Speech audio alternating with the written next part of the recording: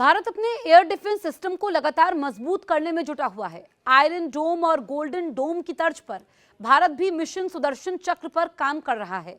ये mission national air defence system का हिस्सा है। इसके तहत स्वदेशी तकनीक से डेवलप सिस्टम के साथ ही इंपोर्टेड टेक्नोलॉजी का भी इस्तेमाल किया जा रहा है और भारत का लक्ष्य साल 2035 तक full proof national air defence system develop करना है।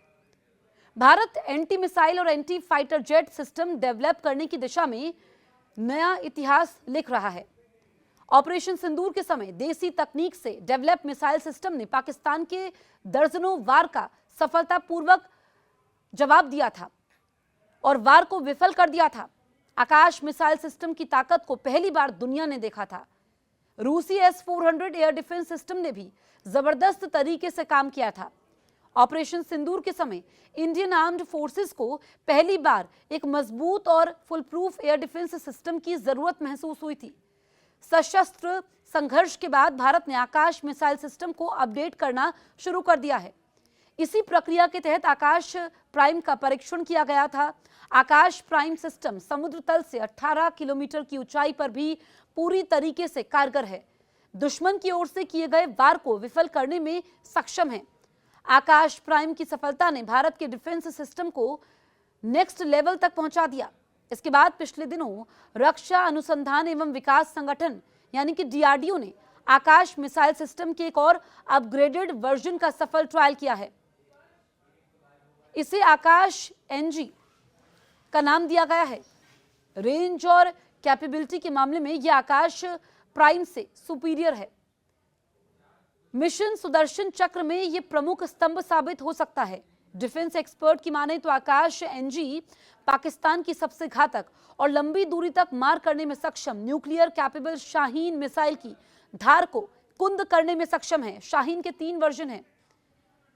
पाकिस्तान ने इसे चीन की DF सीरीज की मिसाइल से प्रेरित होकर डेवलप किया है। रक्षा अनुसंधान एवं विकास संगठन DRDO ने आकाश न्यू जनरेशन मिसाइल प्रणाली के यूजर इवैल्यूएशन ट्रायल यानी कि UET सफलतापूर्वक पूरे कर लिए हैं। इसके साथ ही इस अत्याधुनिक सतह से हवा में मार करने वाली मिसाइल प्रणाली से के भारतीय वायुसेना में शामिल होने का रास्ता साफ हो चुका है। इन परीक्षणों को आकाश NG के विकास में एक बड़ा मील का पत्थर माना जा रहा है। आकाश मिसाइल प्रणाली का विकास DRDO ने 1980 के दशक के अंत में integrated directed missile development programme के तहत शुरू किया था, जिसकी अगुवाई उस समय डॉक्टर APJ अब्दुल कलाम कर रहे थे। ये एक छोटी से मध्यम दूरी की सतह से हवा में मार करने वाली मिसाइल है। 1990 और 2000 के शुरुआती वर्षों में डेवलपमेंटल ट्रायल के बाद भारतीय वायुसेना और भारतीय सेना ने इसके व्यापक यूजर ट्रायल किए।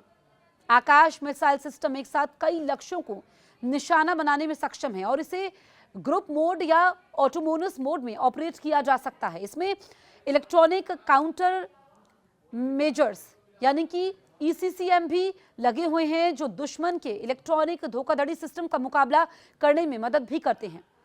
आकाश मिसाइल को 2014 में एयरफोर्स और 2015 में सेना में शामिल किया गया। वर्तमान में दोनों सेनाएं इसके कई स्क्वाड्रन को ऑपरेट कर रही हैं। DRDO के अनुसार इस मिसाइल में करीब 96% स्वदेशी तकनीक का इस्तेमाल किया गया है। दिसंबर 2020 में सरकार ने आकाश मिसाइल के निर्यात को भी मंजूरी दी थी, क्योंकि कई मित्र देशों की अगर हम बात करें तो इसमें रुचि इन देशों ने दिखाई थी। आकाश मिसाइल का शुरुआती संस्करण 27 से 30 किलोमीटर तक की दूरी और लगभग 18 किलोमीटर की ऊंचाई तक लक्ष्य को भेदने में सक्षम था। आकाश NG को इसमें कहीं अधिक उन्नत रूप में विकसित किया गया है। ये प्रणाली कैनिस्टराइड लॉन्चर के साथ आती है, जिससे इसकी तैनाती आसान हो जाती है और जमीनी सिस्टम का आकार भी छोटा हो गया है। आकाश NG को मुख्य रूप से भारतीय वायुसेना के लिए तैयार किया गया है। इसका उद्देश्य ऐसे हवाई खतरों को रोकना है जिनकी रडार क्रॉस सेक्शन यानी कि RCS बहुत कम होती है, जो तेजी से दिशा बदल सकते हैं। नई पीढ़ी की इस मिसाइल की मारक क्षमता लगभग 70 किलोमीटर तक है। ये पहले की तुलना में हल्की, स्लीक और तकनीकी रूप से अधिक सक्षम है। आकाश मिसाइल सिस्टम में स्वदेशी रूप से विकसित radio frequency Sikar, launcher, multi functional radar और कमांड, कंट्रोल और कम्युनिकेशन सिस्टम शामिल हैं। कैनिस्टर में रखे जाने के कारण मिसाइलों की स्टोरेज और परिवहन आसान होता है, साथ ही उनकी उम्र और ऑपरेशनल तैयारी भी बढ़ जाती है। डीआरडीओ ने आकाश का एक और संस्करण आकाश प्राइम भी विकसित किया है, जिसमें पहले जैसी रेंज तो है, लेकिन सटीकता बढ़ाने के लिए इसमें स्वदेशी एक्टिव रेडियो फ्रीक्वेंसी सीकर जोड़ा गया है।